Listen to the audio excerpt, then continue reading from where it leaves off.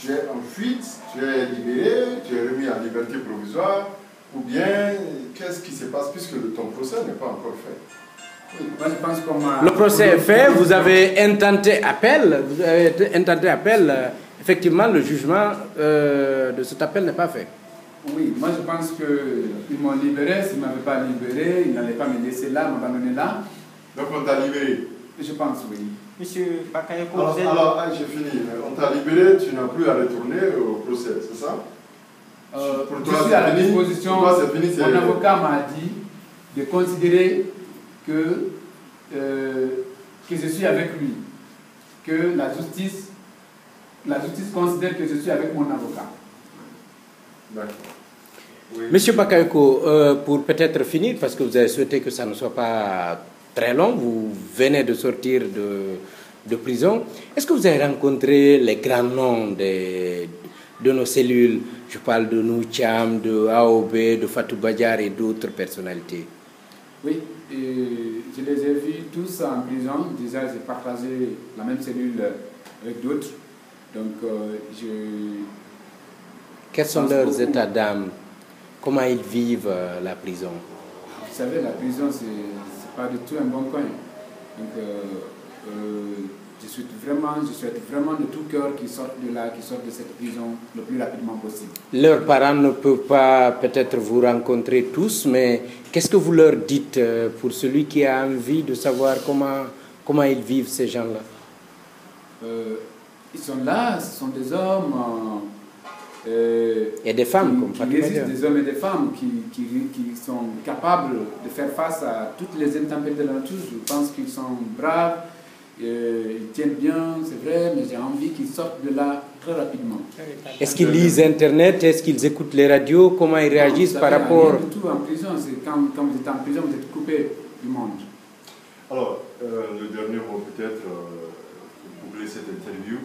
Bakayoko, dis-moi, si vous étiez donné une autre occasion de reprendre vos propos qui vous ont envoyé en prison, est-ce que vous les reprenez?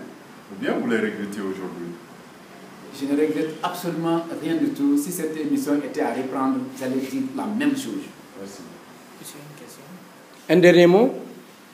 Oui, je vais parler un peu de notre parti politique qui va continuer à s'implanter en Guinée. Les démocrates guinéens? Les démocrates guinéens qui va continuer à s'implanter en Guinée et ailleurs, dans tous les pays du monde. Donc voilà, j'invite tous les démocrates d'adhérer au parti, d'aller sur le site du parti www.lesdémocratesguinéens.com, aller sur la rubrique Rejoignez-nous, s'inscrire, adhérer. Nous allons les contacter. Et puis voilà, nous sommes en train de mettre en place, parce que notre parti a des millions de présidents.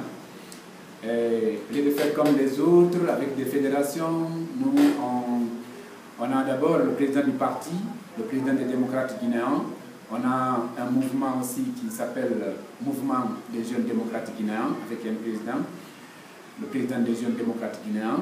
Et dans chaque ville de la Guinée, il va y avoir encore un président, c'est-à-dire le président des démocrates de Mamou, le président des démocrates de Kankan, le président des démocrates de l'Abbé, et le président des jeunes démocrates encore de l'Abbé, le président des jeunes démocrates de Kankan, le président des jeunes démocrates de Bambeto, le président des démocrates de Bambeto, ainsi de suite. Donc c'est comme ça qu'on va s'implanter dans tout le pays et ailleurs. Et moi, à l'endroit du chef de l'État, du chef de file de l'opposition, c'est le délai. Et peut-être de votre candidat, Sidya Touré. Je demande, on va aller pas à pas, je demande à Alpha Condé, président de la République, d'arrêter de mater les faibles. La force d'un homme n'est pas de mater les faibles. Moi, je suis un petit leader politique. Donc, me mater moi, ça ne veut absolument rien dire. Et il faut que je lui dise que la force d'un homme n'est pas de mater les faibles, mais de les protéger. Donc, vraiment, je suis un petit leader, je répète encore, je suis jeune. Vous êtes petit ou jeune? Pardon? Vous êtes petit ou je suis jeune? Petit leader, je suis jeune leader. C'est la même chose, même si ce n'est pas la même chose, alors les deux.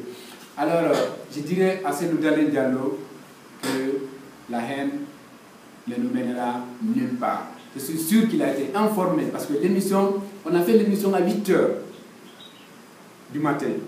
C'est à 15 h, pardon, c'est à 16 h ou 16 h moins qu'ils ont brûlé ma voiture.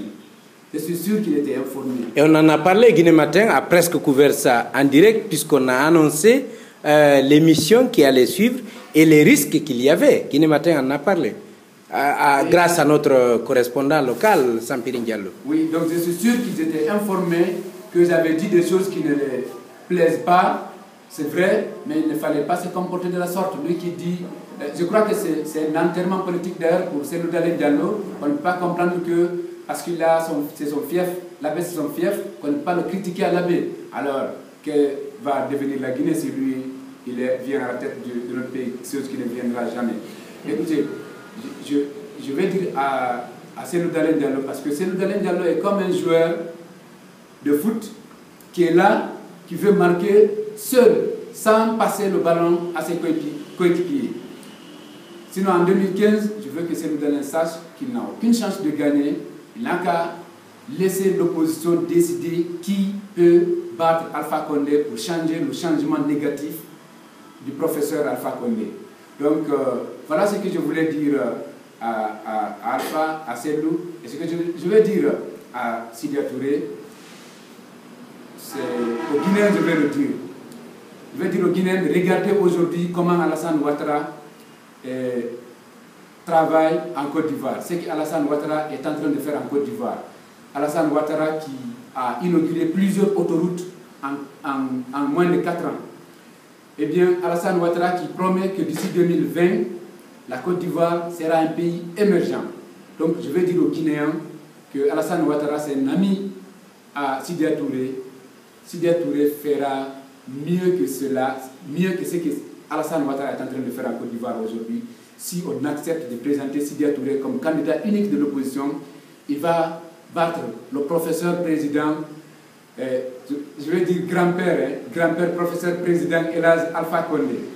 Il va le battre, nous allons changer son changement négatif et Sidya Touré va transformer la Guinée, va faire de la Guinée un pays émergent en 5 ans seulement.